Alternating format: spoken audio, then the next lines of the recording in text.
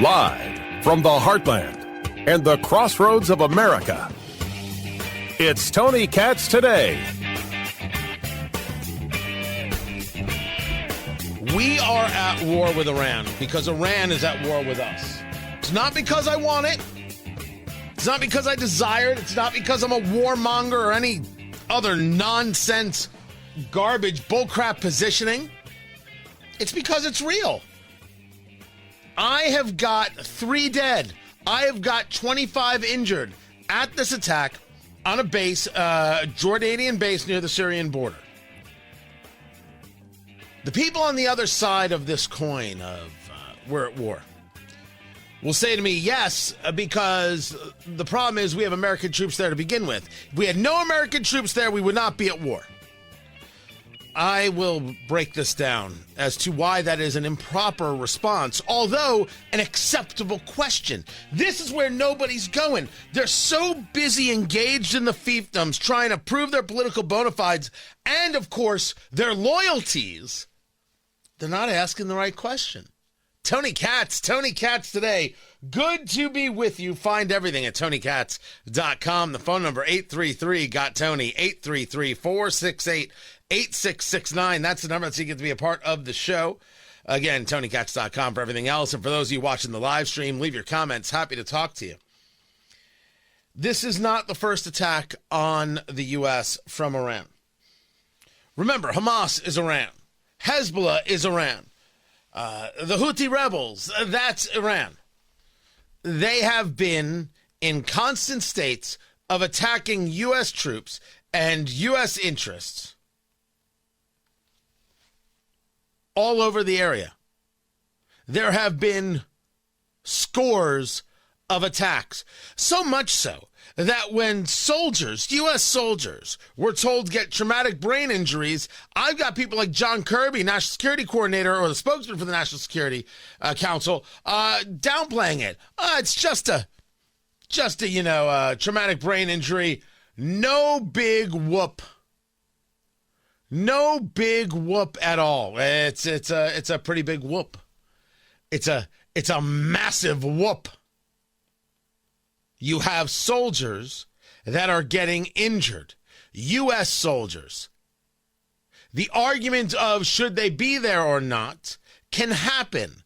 The argument of whether or not they're getting injured is not an argument. It's factual. The question is, do you respond? The Biden administration is in no way prepared to respond at all. It is obvious and it is clear that response is not what they do. The president, Joe Biden, you've seen pictures, said we shall respond. I don't know what shall respond actually means. But I must admit, I am absolutely stunned that there's even a question about whether or not there should be a response. There are those who will say that the idea of pushing immediately to war is nonsense. Of course, you have Senator Lindsey Graham saying that we should hit back and hit hard. You have Senator John Cornyn of Texas saying the same. And then you have statements from Tucker Carlson, who called 2 senators, this is reported by Politico, who pushed for swift U.S. military response against Iran after the attack, blanking lunatics. That's how Tucker referred to them. I know there are a lot of people who want to side with Tucker on this conversation, like they side with Tucker when it comes to Ukraine. I think Tucker's wrong. You see, the right question, I think a valuable question is, why are we there to begin with? If we weren't there, we wouldn't be attacked. That is possible. Possible. But now I take you to Israel, and I take you to the attack on October 7th, and I ask you, would the United States as an ally be there to help Israel in this fight against Hamas, which is a fight against Iran? If you say to me, we shouldn't be, well, we have a very large disagreement, because of course we should be. Without question, we should be. If you asked me, should the United States be there to help Ukraine against Russia, the answer is absolutely we should be. Tony's not a real conservative. Look at what he said. Calm yourself down, please. We should send bullets. We should send tanks. A troop? No. I'm on record, kitten. No fly zones? No, thank you. Getting us engaged? No. Ukraine is a part of NATO? I'm going to take a pass. Because Ukraine is part of NATO gives us an Article 5 kind of conversation. An attack on one is an attack on all. So I'm going to let Ukraine drag me into a war? Absolutely not. We have too many members of NATO as it is. Remind me to get into where Trump is on NATO and something he said and something I disagree with, if only because history proves it so.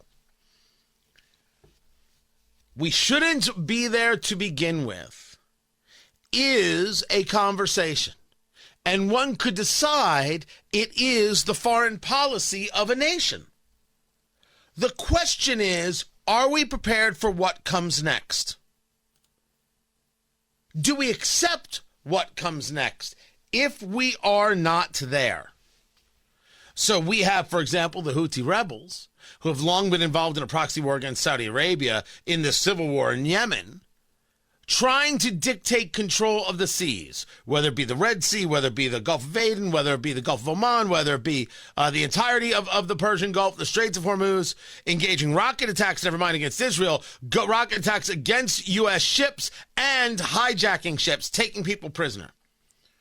Do we allow the Houthi rebels, fully funded by Iran, to control the seas? Or do we blow them out of the water so that shipping can occur so you can get your goods at a reasonable price? Groups like Maersk, massive shipping concerns, M-A-E-R-S-K, used to charge $2,400 for a shipping container. Now they're charging $10,000 because they have to reroute everything because the seas are not safe. My question is, should the United States be involved in keeping the seas safe? I argue yes. It's better for all of us if they do. Well, if we weren't doing that, Tony, we'd be spending less money in the military, and therefore you'd probably pay less in taxes. First of all, please. Did you just say the federal government's going to have me paying less in taxes? When the Democrats win, do we pay less in taxes? Thank you for understanding the madness of that conversation. But what about the general idea of not being able to get goods? Not being able to get things shipped? The same thing is true if you allow China hegemony in the South China Sea or in the Yellow Sea. If you allow China to have full control of the seas through domination of whether it be Taiwan, the Philippines, or anywhere else, how do you get the goods from point A to point B? Now you want to be able to, apply the pressure to keep the seas safe and free and the flow of trade. You're going to need to have assets in places, and that's going to involve relationships and possibly some foreign entanglements. Now, I get the constitutional warning there. I get the Founding Fathers' warning there. I don't think it should be dismissed. As a matter of fact, I think it should be taken rather seriously. But I am discussing a reality of today's society. If we could send vessels to deal with the Barbary pirates. It was the Barbary pirates, wasn't it? Don't I have that right?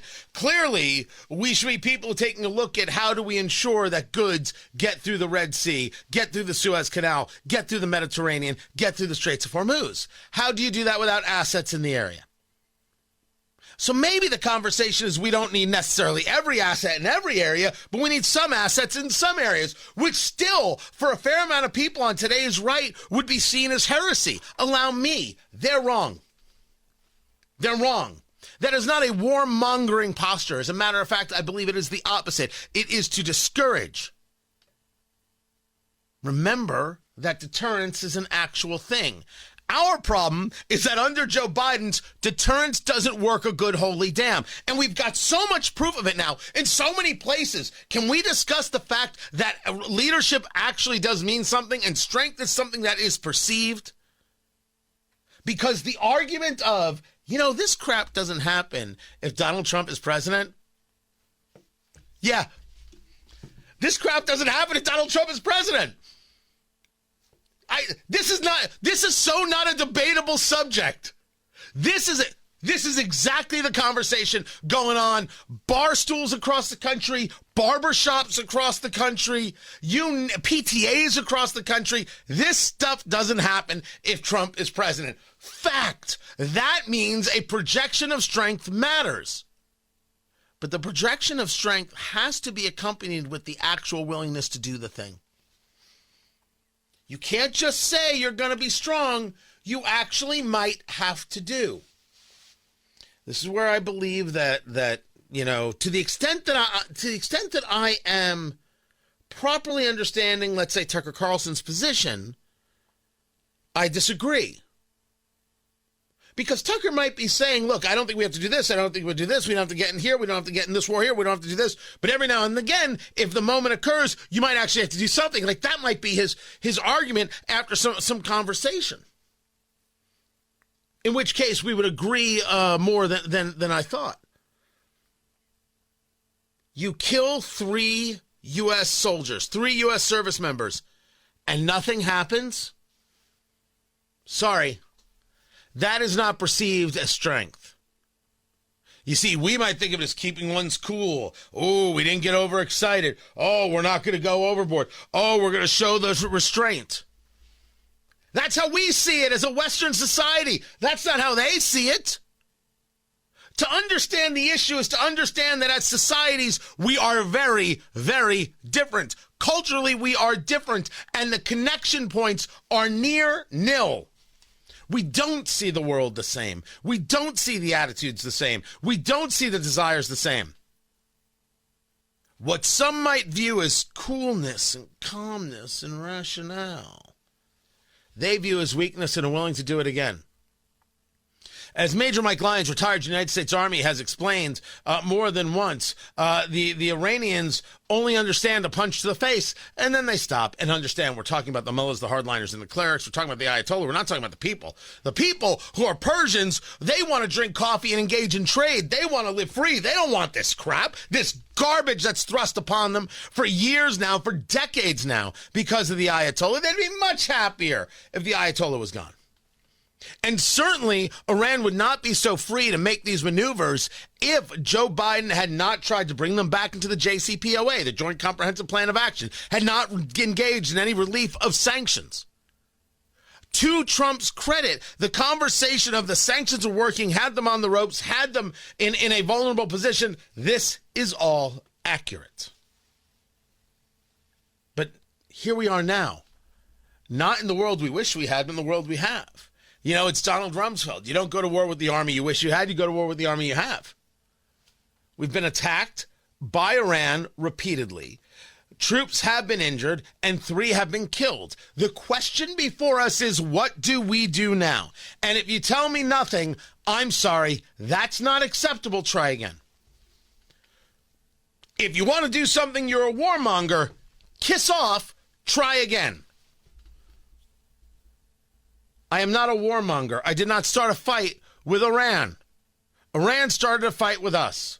Well, Tony, being in these places, that did not start a fight with Iran. Grow up. Iran hated us from the beginning. Iran's entire philosophy is that we are the great Satan. Of course, Israel's the little Satan, and we must be destroyed. They wanted the fight. All they looked for was a reason to have the fight. My existence was the reason. Your existence was the reason. And now they see a leader, Joe Biden, leader, who is not willing to stand up. Not willing to fight. So what do they see? They see opportunity. That's what they see. They see opportunity. What do they see from this White House? Nothing to fear, but rather, my God, I don't know if you heard this or not, and I'm telling you right now, remain calm. This is Corinne Jean-Pierre on, I think it was MSNBC, talking about those 3 dead service members. What I will say, obviously our deepest condolences go out, and our heartfelt condolences go out to the families who lost three folks who are military folks, who are brave, who are always fighting, who are fighting on behalf of this administration, of the American people. Obviously, more importantly, we lost those souls. I don't know what she said. But the incompetence of Karine Jean-Pierre can be absolutely a direct line to the incompetence of this administration. And there'll be no response, or there hasn't been a response yet. The weakness begets the problem. And while there's absolutely a debate that can happen about whether or not we should have troops here, troops there, of course. 3 dead Americans. What's our plan?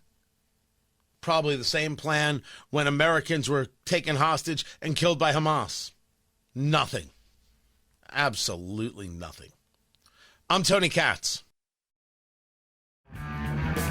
So Senator Lankford of Oklahoma is one of the people working on this allegedly, I went full letter, Kenny, bipartisan deal on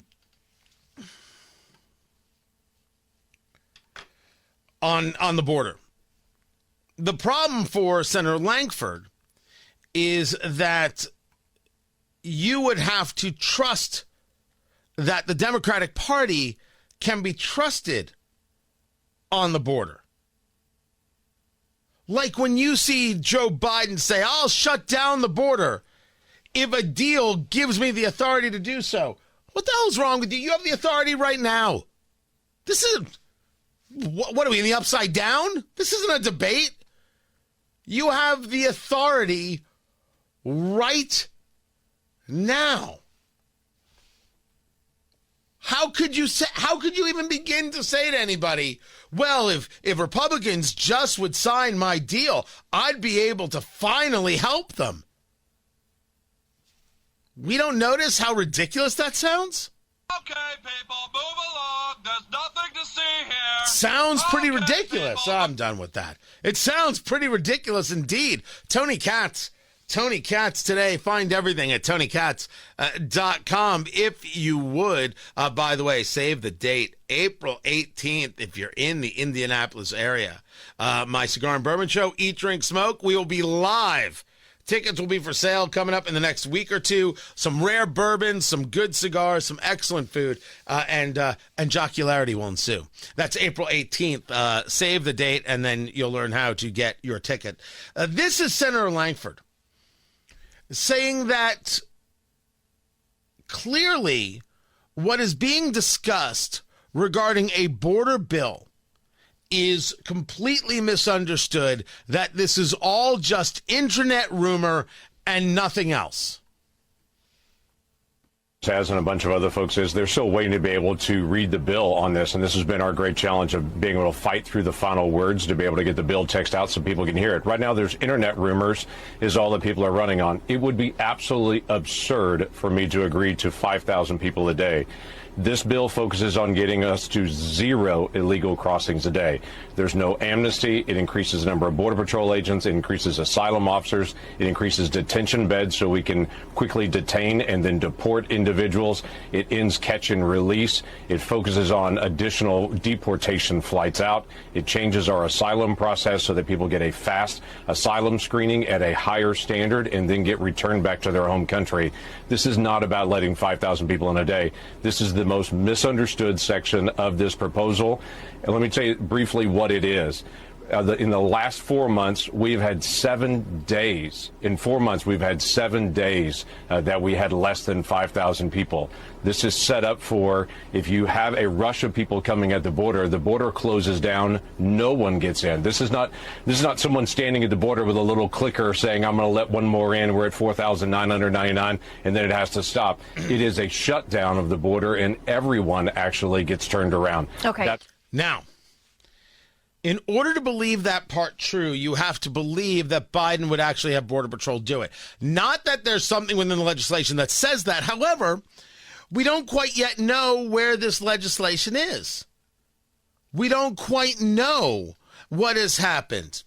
As we know the terms, Wall Street Journal with the reporting, Border Patrol agents would be required to remove migrants if encounters reached a daily average of 5,000 over a week or 8,500 in a single day. Homeland Security would then, I'm reading it right here, would then have the option to act at a daily average of over 4,000 a week. And the border couldn't reopen for migrants until the level was sharply below the trigger number over 2 weeks. You're going to get Democrats to go along with that? You're going to get the squad to go along with that? Right now, I have Representative Ocasio-Cortez saying it's wrong not to fund the UN, what is it, the RWA? You know, the group that aided Hamas in killing Israelis? Yeah, it's wrong not to fund them.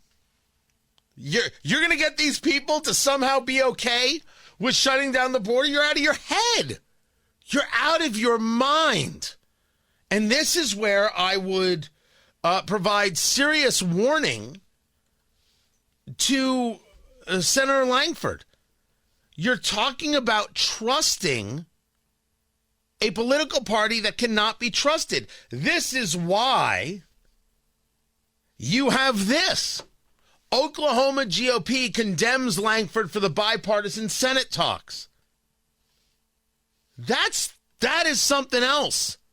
Here is the statement right here that the state committee of the Oklahoma Republican Party, the supreme authority of the Oklahoma GOP, condemned the actions of Senator James Lankford.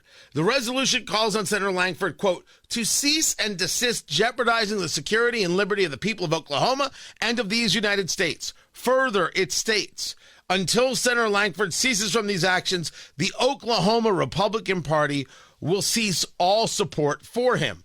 Now that's something else. That is really something else. I would only argue to the senator that the Democratic Party has not shown to be serious on the issue if they are still in some level of demand that border funding be connected with Ukraine funding. But let's even go just a different direction. A lot of people will hit that direction. No. How about the idea that all of a sudden the border matters to the Biden administration? For 3 years, we have been having this conversation about what the hell are we doing? There is no control. There is no focus. Nothing. Why are we not doing more? Why are we not engaged in providing better security? Why are we pulling away some of the Trump policies? Why are we not more aggressive? They wanted to get rid of Title 42. Title 42's got to go away. That was if there's a health emergency, you can turn people around, and that's what we used regarding COVID. Then we let it sunset, and it went to Title 8, which is, I think, one of the original pieces of legislation going back to the 40s. And then all of a sudden we saw that people were really being turned away. Like the border was, things had slowed down. Well, that's over. And now we're seeing record numbers month after month of people crossing over. Month after month after month, we are seeing record numbers. It's an election year, and now they care. It's an election year, and now they care. And they utilize arguments like this. So on the first day of his administration, the president took this very seriously. And when it came to immigration, when it came to border security, he put forth a comprehensive piece of legislation. That was almost 3 years ago. If Congress, House Republicans didn't get in the way and they actually took action, we probably would be in a different place today. Now what we're seeing in Congress is in the Senate, Republicans and Democrats together are working towards a bipartisan deal, which is, by the way, what Americans want to see. 75% of Americans want us to take action on immigration. immigration, a broken system in immigration, really secure the border. You heard from the president this weekend. You saw his statement on Friday. He said, give him the new enforcement authorities, right? New authorities, and he'll use it. He will use it to secure the border. That is lying. He doesn't need new authorities. He has authorities. It came with the title and the office. It came with the plane and the unlimited ice cream. You can shut down the border anytime you want. Go ahead. Go ahead. The idea that you need new authorities, this is nonsense. This is trash. This is a fraud. It's a fraud. And this idea that you're going to shut it all down now. Look how tough. If it gives him authority. No, he's not. And let's argue it differently. Let's say he took 3 days and he shut it down. Shut down the border. I'm only saddened that I won't see Representative Ocasio-Cortez go down to the border and cry about the kids in cages. But she only does that when Trump's in office. And second, if he shut it down for 3 days, isn't that just like opening up the strategic oil reserve as a way of trying to lower gas prices and lowering them by a nickel? And not for a week, but for like 3 days? This is about Joe Biden looking for quick fixes for political problems, not dealing with the reality. Over the weekend, in today, all you heard was the left saying if the political right, the Republicans are getting in the way of border security. Nonsense. The left never cared. They never cared. It did not matter. Remember, this is the same Joe Biden who thinks that when he does something, it has serious impact. And this is part of the problem of Biden that the Democrats have, and they haven't really come around to dealing with. Joe Biden believes that he is special. Joe Biden believes, look at what a great job I've done with the economy. How come more people don't think I'm wonderful? Look at the great job I've done with this. Why don't people think I'm wonderful? He's really kind of shocked and bothered by this. I'm going to give you a solid example. Joe Biden on Iran. Joe Biden told Iran, he told us he did it. He told Iran, don't. 3 U.S. service members are dead, but he told Iran, don't. What does that matter? If you told them don't, what? Like, don't engage in attack, don't hurt anybody, don't kill anybody. They didn't listen. Did they? But he thinks because he said it, that's enough, that he somehow carries the weight and the word and the voice of God. I mean, this was him. I've already delivered the message to Iran. They know not to do anything. He's holding a freaking smoothie in his hand, and he's like, oh yeah, the Iranians know not to do anything. Well, the Iranians didn't know. So why would I believe that anything he does at the border will have any strength and have any weight? Never mind me. Why would Senator Lankford believe it? Why would Senator Lankford believe this? That is the part that boggles the mind. And so I want to see the legislation before coming to a final on this. And it's interesting. There are people who are commenting on this. I thought this was pretty interesting. Now, I happen to like Andrew McCarthy. I dig him. But this was McCarthy. The border deal is a bad deal regardless of Trump's opposition. Okay. That's putting yourself out there. Yeah, there are a couple people saying that the Republicans aren't down for this because Trump controls the party and Trump believes this and Trump believes that. I'm sure there are a couple people who are opposed because it's Trump. My normal positioning would be to be opposed because the Democrats have shown they can't be trusted. How much more of a failure could Alejandro Mayorkas be? Speaking of, there are impeachment articles now going against the Homeland Security Secretary. And, of course, Donna Brazile on ABC wants you to know, just a stunt.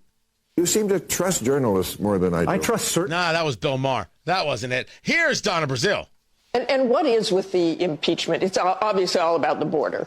That's not the way you're going to have a, get a deal here, and it's only going to shrink your majority next year, which is going to make a border deal much more difficult to get. Impeachment is a political stunt, so let me just come out and say it. We haven't had an impeachment of a cabinet secretary since the Civil War. I had to really go back and look that up. And so what is this about? They don't want to legislate. Martha, they have not passed, 25, 30 pieces of legislation. Barbara, you need to go back to Congress maybe. They're running out of post offices to name. They're running out of coins to mint, but they will not sit down and craft a deal that can stop the crisis at the border. Donna Brazile is a liar, except she did call it a crisis at the border. And so, now this is happening because now they've decided they can engage this politically. It's unseriousness. Is impeaching Alejandro Mayorkas for failing to do his job a stunt? Allow me to take it in a different direction. Sure. Yeah, it's a stunt. Totally, Donna. It's a stunt. Absolutely, positively, it's a stunt. 150% unquestionable, without a doubt, it's a stunt. God, I hope it's successful. Do you think I care, or anybody should care, whether you call it a stunt? Do you think all those families whose children and family members have died of fentanyl poison care? Do you think those people who live at the border who've had to deal with the crime and the rape and the Lord only knows what else, you think they actually care? You think they give a good holy damn whether you think it's a stunt? It's a stunt, Donna Brazile. You got it. Whatever it is you say. I hope it works. We're either going to have a safe border and have people who are serious about it or not. And I would like to have a safe border and people who are serious about it. And I'd like to get rid of the people who aren't. So, sure, stunt, whatever you say. I'm Tony Katz. What do I think of the $83 million defamation deal Trump has to pay E. Jean Carroll? Admittedly, I didn't pay much attention to the case. I think the whole thing is nutty. $83 million is the defamation. And then she goes on all the talk shows about how she wants to use the money to really hurt Trump. She really is an ugly person. She's the one who said that rape is sexy, right? That was her. That was E. Jean Carroll. When I tell you, of all the things I pay attention to, I did not give this much coverage at all. Much time in my head. $83 million seems ridiculous. But I admit to you clearly that it's not where I lived and breathed. But it's also so obvious to so many with just the cursory view of this. If Trump's last name isn't Trump, if his name is Joe Smith, this is $42. I'm not even arguing that he didn't say some things that maybe he shouldn't have said. I don't know where it actually affected her. I don't know actually where it changed her income. Nothing like that. I don't know where that came from. That's why the $83 million is so ridiculous. This is about Trump revenge. No matter what you think of him, you can't favor a legal system like this. This is Tony Katz Today. So many people want to talk about education being the most important thing in America. The education.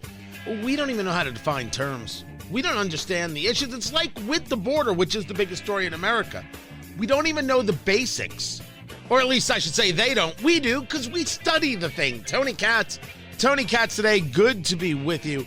I want to do with education what we've been doing about the border. Make sure we understand all the pieces involved, specifically what we mean by school choice, definitions of school choice, and who's actually making these choices, and how it is that public education works in a way to try and stop you from making a choice, to tell you that your choice is a danger to society, which is, of course, evil. Robert Enlow is the president and CEO of EdChoice.org, associated with Milton Friedman, the economist, and his views on education. Broke down some of this conversation with him, starting with what is EdChoice.org? How does it all come about? So EdChoice is the intellectual legacy now of Milton and Rose Friedman. We will never divert from his idea in philosophy, which is basically all families should have all dollars to go to whatever learning opportunities that exist for families, so long as they have the true opportunity to choose all alternatives and not merely a public run alternative. This, in today's vernacular, is this idea of money should follow students and not systems. Correct. Fund families. What does that mean, though? Well, what that means is every family should basically, in our ideal world, should be given the pot of money that we set aside for tax and through taxes, to let them figure out how to best educate their child, whether that's a mix of a public school and a tutor, or a private school and a therapy they need for special needs kids. We want the dollars to follow families, be put on some kind of a platform, whether it's online or some other version, in some other manner, where families have true power over the education dollars that they have. True control over the education dollars they have could mean to some that they could be getting an education that others would find detrimental.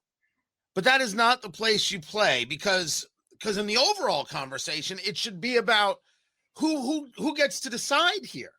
In the end, where this is a control conversation about who controls. I mean, it's weird. Who controls the kid, or who controls what goes into the kid? I guess is maybe even better said. Yeah, I mean, it's a pluralism conversation. It's a free speech conversation. It's a control of power conversation. So what we really want is to have families be able to both control the dollars and control the mechanisms of how their kids are educated. Look, Milton Friedman made this argument that in the best of all possible worlds, every single family would take care of the education of their own children through their own means. Impossible in today's society, right? And so you have to figure out a way to get us from here to there. And we as a society have said we're going to collect taxpayer dollars and for the public good of educating families. We've run that through a government-run school system. You know, we're one of the only Western democracies in the country, in the world, that says we're going to both fund education through taxes and run the government-run schools. No other country in the West does that. Like, it's crazy. And so what we're trying to do is separate the government financing of education from the government running of schools, and give parents that freedom to choose and get it much more closer to what the ideal is which is every parent being free to figure it out for themselves. So this now, I mean, you kind of elucidated it well, because what you get into is the fight, right? And in no way is it not thought of as the fight. And it is the public school folk who say, this is the only place for education. We're the only people who are trained. This is clearly the best mechanism. And we're going to utilize the rule of law, which is the hammer, right? The force of law, because government is force in every definition. And we're going to demand this. And it is the parent saying, this has failed us. I mean, you talk about the idea of this is the way we do it. Why is this the way we do it? Well, we didn't always do it that way, and I don't think we're doing it that way now. If you look at Indiana, where I live, and actually across the country, we just did these numbers. When we started in Indiana in 2011 with choice, we were looking at a situation where 90% of the families were attending the school that they were assigned to. Now we're actually under 80% almost. So we're actually seeing families move to a variety of different options, whether they're magnet schools, charter schools, online, at home, through private school choice, or paying for it themselves. So this is really good. You're seeing less compulsion, and that's the goal here, is like less coercion from government and more freedom for families. And so, look, we don't want to put our thumb on saying this system is better than that system, but we do want to say that a system that is only run and funded and paid for and run by the public, right? Government, let's take government as opposed to public, right, is a bad system, is not a system that is beneficial. One of the arguments you'll hear, and actually I was thinking about this today, our traditional school system is the bedrock of our democracy. That's one of the purposes of education, they say it is. Well, if that's the case, why has voting gone down so much in the last 20 years? If that's the case, why is civil unrest higher than it's ever been? If that's the case, why is our civil society breaking down? If the traditional, which 90% supposedly, according to our opponents here, say to us, right, 90% of kids go to public schools, which, by the way, is not true. If that's the case, then why are we having these civic problems and democratic problems? What we need is much more pluralism and much more freedom of choice and much less top-down control. And look, we have real structural problems with the way we actually organize K-12 education that bring all sorts of issues to bear. So, look, we believe in ending zip code assignment. The idea of connecting your schooling with where you live is absolutely amoral. Right. And so the two things we have to care about is it can no longer be where you live. It has to be funded to parents and parents first. Robert Enlow, the president and CEO of EdChoice.org. So let's start with, you take a look at your local school and you're like, I don't know about that local school. I don't know about that curriculum. You want to have a choice. As you guys define it, as EdChoice.org defines it, what is school choice? The ability of parents to take the money and choose the environment they want to educate their kids, in which they want to educate their kids. So, look, we just don't care where a child gets educated. We care that they get educated and that they have the resources in order to do it that are set aside by the government. It's really simple. Money, Milton Friedman said it best. You have to have consumers, in this case, parents, armed with true financial power, free to choose any environment that they want, free of regulation, and then have good information so that those consumers can make good choices. That will create a good marketplace. So this now leads to maybe the heaviest question, where no one talks about education in this way, because the way you just described it in that Milton Friedman style, of course, I mean, people don't know Milton Friedman, the famed economist, who was probably better than anybody in history at being plain spoken about the basics of economics. You just kind of described in this conversation about schools and choices, and just like you would if you go to the store and you have a choice of 7 different kinds of cereal. So one of the questions that America has never confronted, and it can be seen as a political question, it can be seen as a parental rights question, is education in and of itself a public good, or is it a consumable product? That's a great question. So Milton's in his book Free to Choose, and his role of government education, said used to make the argument there is a role for government. There, you can make the argument that there's a role for government in funding, right? Because they used to call it neighborhood effects, this concept of neighborhood effects. So the benefits that accrue to you accrue to me. Right. So there's an argument that education, if you're an educated person, you're less likely to commit crime. You're more likely to have a job. You're more likely to pay taxes. All of these things are valuable to the society as a whole. So on one hand, education absolutely has public good components. The question that you have to ask yourself is does that public good justify government running the schools and government owning and operating the means, to use the left side of the language, the means of production? Right? For us, the concept is we need a much more robust marketplace of opportunities where people can consume the goods they think is best for their children. Because what I think we've learned over the last few years, particularly through the pandemic, is that the purpose of education in every family needs something different. Like my child was a special needs child. He wasn't going to fit in the traditional public school sector. Right. My other child was a high achieving child. It wasn't going to fit in a traditional high school. There are kids in suburbia who are bullied that don't need that. There are kids in low income neighborhoods that are bullied that need out. There's a kid that wants to not go to school full time because they want to do a curriculum that will get them a trade. There's all sorts of different purposes of education.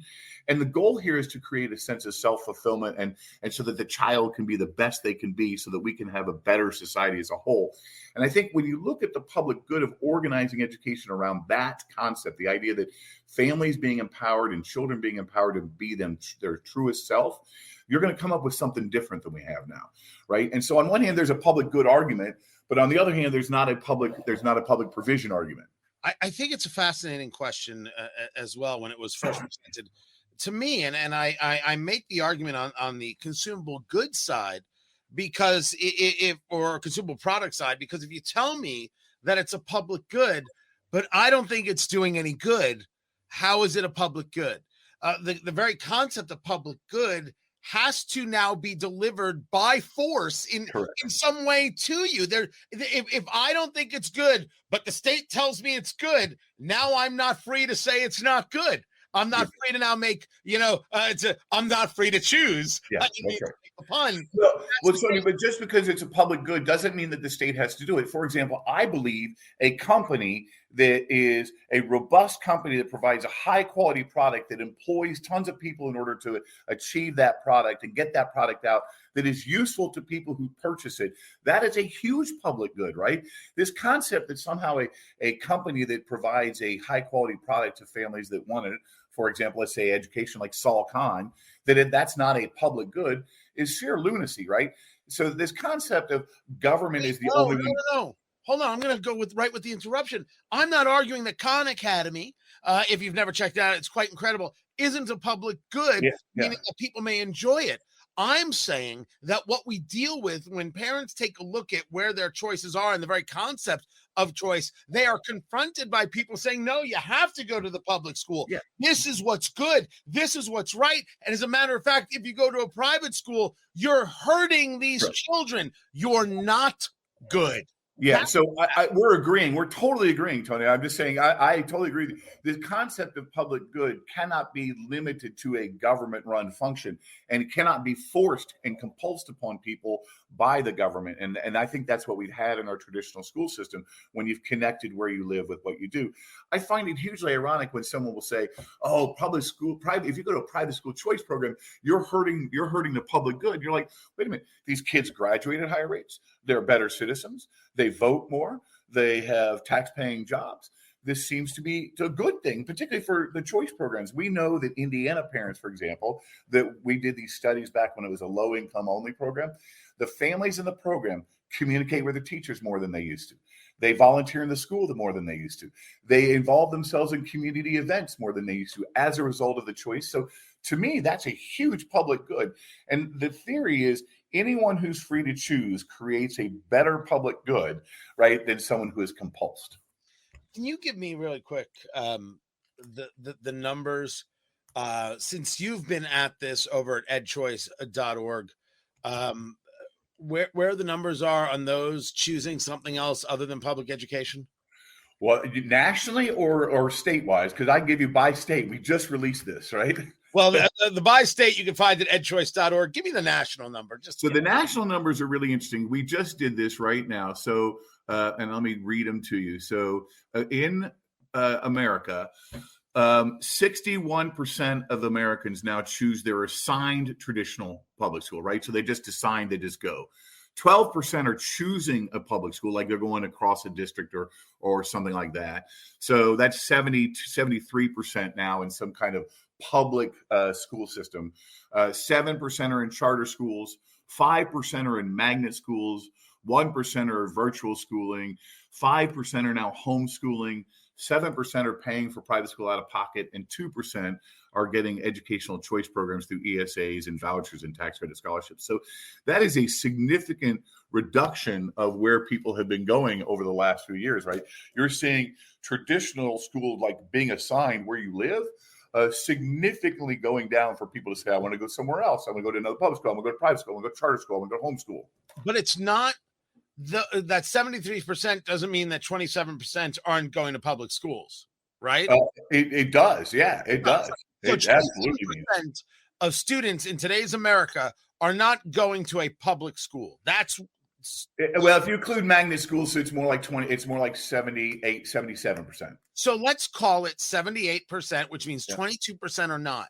Correct. Is there a number of kids not attending public schools by which the public schools simply collapse in on themselves? They can't afford to function.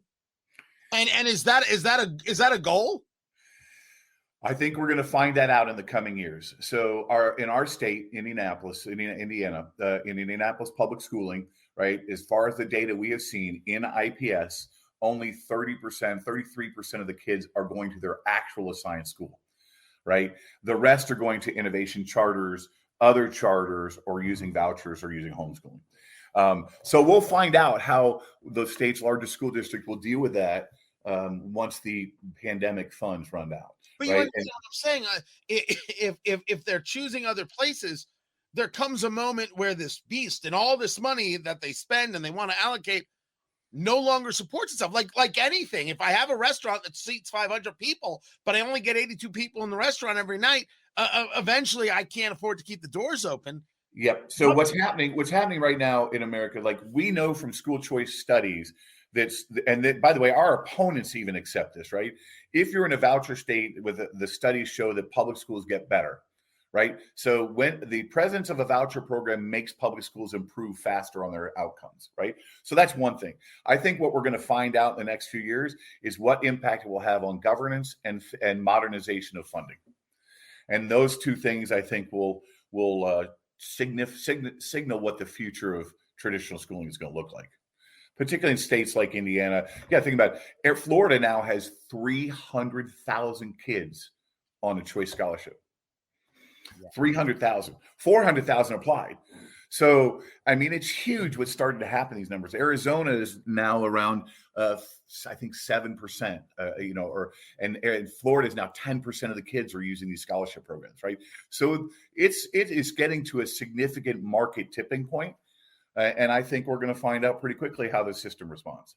I'm certainly not giving up conversations about the border, guys. I'm not giving up conversations about what's going on with Iran. I won't stop having the important conversations. But if we're going to talk about education, we should at least have a baseline of what it is we're talking about, where the opportunities are, where the issues are, ways to rethink. I think we should bring those conversations to the fore. I don't even know how people are talking about these things without making sure they understand the basics. Robert Enlow, EdChoice.org. I appreciate you. More to get to. Find everything at TonyKatz.com. It's where you find it all, TonyKatz.com. This is Tony Katz Today. Just as a matter of, well, maybe understanding each other. You know, this is what friends do. They sometimes, go over things. Hey, are we on the same page about this? Do you understand what I'm saying about that? Allow me. If Taylor Swift can ruin a football game for you, there's something wrong with you. Just saying. Those are the facts. If Taylor Swift dating Travis Kelce, the Kansas City Chiefs, can ruin football for you, well, that's just weird.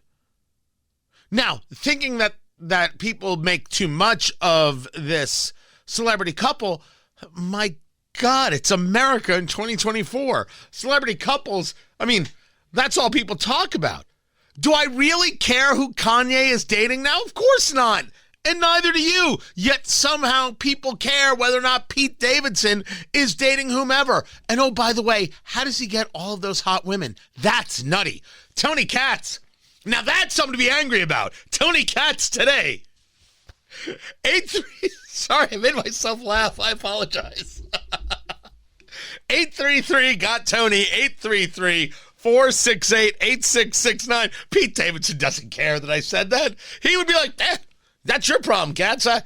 I'm getting mine. Good night. He wouldn't care. That's my Pete Davidson impression. It's not very good. It's not as good as my Norm Macdonald. My Norm's okay. My Norm is worthwhile. I'm willing to put that on stage. One day I got to do the stage stuff. Like the one-man show stuff I can do. Stand-up comedy is different. Oh, and April 18th, for those of you in the Indianapolis area, or you want to head out to Indianapolis, April 18th, we will be having a live Eat, Drink, Smoke radio show. We'll be smoking cigars with you. We'll be drinking some very rare bourbon with you, a ton of laughs, experts.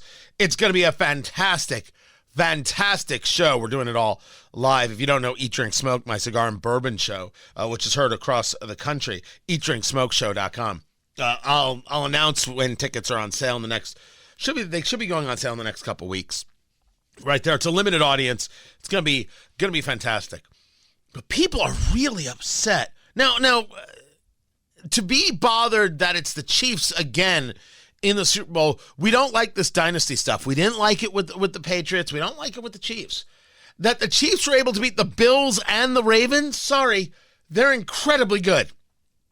This is nutty that they were able to do this.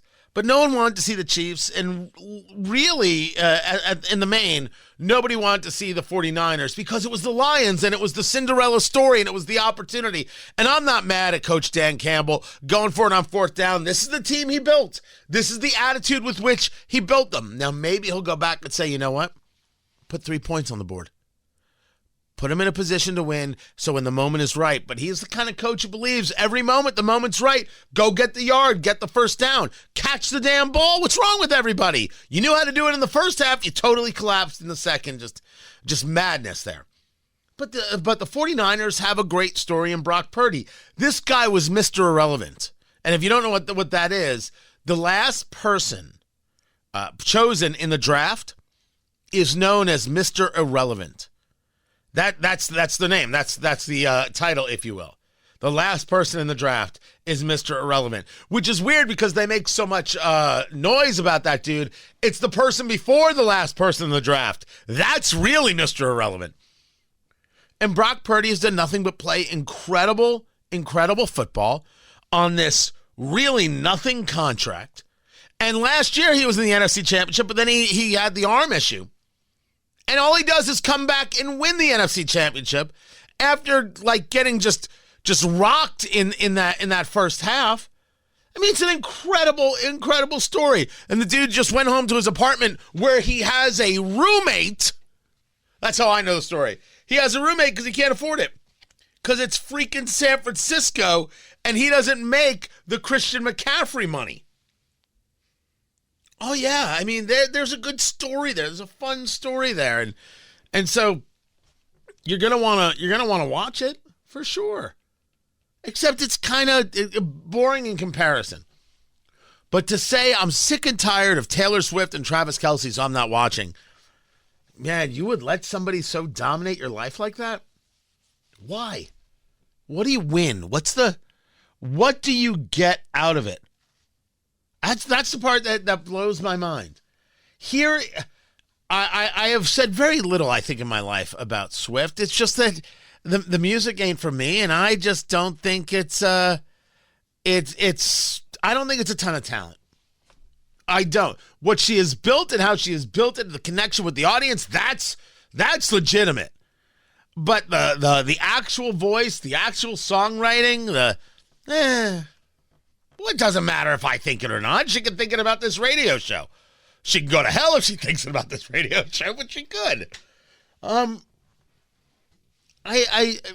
Their relationship doesn't affect me. What I think is true about her in watching all these things about the boyfriends, I don't question whether or not this relationship is real. You have people who are saying that this is all fake. This is all for publicity. This is the NFL that wanted this to happen to get more people into football. And you've got people like, well, you see, she's a Biden supporter, so they wanted to highlight her and really build her out so that she could get more people to vote for Biden. Good. Sometimes a cigar is just a cigar. Freud was right. Sometimes the thing is not the thing. And sometimes it is. What about the idea that these two actually like each other? I mean, it's of course possible. What I think is, and we've seen the type before. She's either the type that loves to be in love, or it is about the excitement of the thing as opposed to the engagement of the thing. And this is not just true of her. This is true of people who don't understand exactly how long the rest of your life really is. My father, 86. It was not an easy upbringing. I will leave it. I will leave it at that. His expression was, you have to marry a good-looking woman because you have to stare at her every morning over breakfast. My father was a poet, is what he was in his younger days. You got to marry a good-looking girl because you got to look at her every day over breakfast. That is true, right? There is a point to that. You're going to be looking at this person. You're going to want to enjoy what it is that you see. But enjoying what it is that you see is enjoying the person who you have worked through the hard times with to get to the good times. To be able to find the good time within the bad time. To be able to find the sunlight in the darkness. That is not an easy person to find. And then it's not easy to do when you are somebody who is focused on the wow and not the work. Relationships are work. Trying to explain this to my children is very, very awkward thing because my wife and I are, I would describe us as an affectionate folk. Is the best I could do in describing it. And sometimes we feel bad for them because they're going to look at the way we engage our marriage and they're going to be like, nobody else does it this way. And they're going to think that we're wrong when no, we're right. But the reality of a relationship is the work that it takes to make it work. Bad moods, bad days, bad moments, bad family, bad job. You have to work through that and be able to find good outside of that. And sometimes within that. And that is the part that so many people, this isn't a Taylor Swift conversation. I don't know anything about her or Travis Kelce. This is about people where they focus on the thing that is not the thing. It's like when I see people who are brides and it's all about the wedding. Oh, the wedding this. Oh, the wedding. Oh, the wedding is the most meaningless part. And people who are focused on the wedding above all are people you should not marry. Those are people that, guys, if she's more interested in the wedding than she is in the will, you need to find somebody else. Now, she could be interested in the will just to find out what she's getting out of it, right? And by the way, it can go vice versa. Ladies, guys could be like this as well. The marriage is what matters. The wedding is a day. We had a lovely wedding, my wife and I. We paid for it ourselves. Our parents couldn't afford to pay for it. I don't regret getting married for a second. Not a single second have I ever regretted getting married. I have regretted having the wedding 9 million times, and I have very few regrets, kitten. Oh my, I am not a man of regrets. I am not a man of quiet desperation. That is a bunch of crap. I'm not interested in that. I want to go do something. I figure it out. Then I go do the thing. Sometimes it works. Sometimes it doesn't. But no, regrets are not how I live. The wedding was a terrible idea. We paid for it ourselves. We could have paid to spend 3 weeks in Italy. And I would have the memories of 3 weeks in Italy with my wife staring at works of art that she's always wanted to see. I mean, we were already going to go into debt for the thing. I went into debt for people, half of whom I don't speak to anymore. And I'm not saying they're bad people, although some of them turned out to be not great people. They're not bad people. It's just life happens and people drift, and that's the way it goes. Not everybody, but some. In this case, half. And we didn't have one of those big weddings. Like we had, so we got married in Jersey standards. Well, Jersey's ridiculous. New Jersey weddings are just, these people are ridiculous. But I have heard about weddings in Indiana 200, 250 people. 250 people? What the hell's wrong with you? We did 100 people. We had 100 people at our wedding, and it was probably 85 too many, and that's the way it went. But no, the wedding itself was a mistake. Should have done the vacation. Those memories would have been great and wonderful. And the people we stayed friends with are the people we would have stayed friends with, so it would have been fine. But that's just the point. We learned early, amongst a series of other lessons, that the pomp and the circumstance is not where it's at. Is the purpose of a marriage giving good anniversary gifts, or is the purpose of a marriage helping create a better life?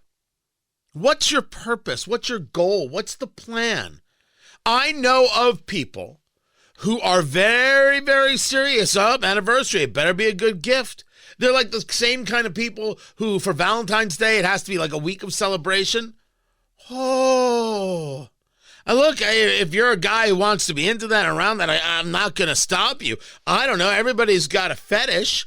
Feel free. But man, if you need to celebrate the day as opposed to the daily celebration of the person, I don't get it. I really don't. And I think that's so much a part of what as we see the failure rate of marriages is because they never once asked themselves, are you ready for the work? It's the work to get to the good, which then turns out to be pretty great because you both worked for it. People forget that part. No one shares with them that part, shows them that part, tells them that part, explains to them that part, and then they don't get to experience it, because when you experience it, you're like, we did this thing. We overcame this thing. We reached this goal. We got this stuff.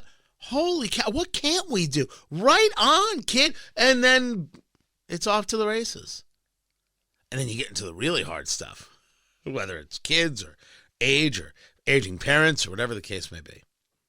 So I think that it from the multiplicity of songs and stories, it seems to me that Taylor's not somebody who's prepared for that. But then again, people get older and who knows? But I don't care enough about the relationship not to watch the game. I just think the game sucks with Kansas City in it. I'm tired of watching somebody sack Patrick Mahomes. What the hell does it take? Nuts. Absolutely nuts. Keep it here. I'm Tony Katz. This is Tony Katz Today. So it's clear that Biden's policies of deterrence don't work. They don't work. I mean, they tried to play the tough guys. And what's the message to Iran? Don't. It was very important to send a very clear message to anyone who might seek to take advantage of the conflict in Gaza to threaten our personnel here or anywhere else in the region. Don't do it. What is your message to Hezbollah and its backer, Iran? Don't.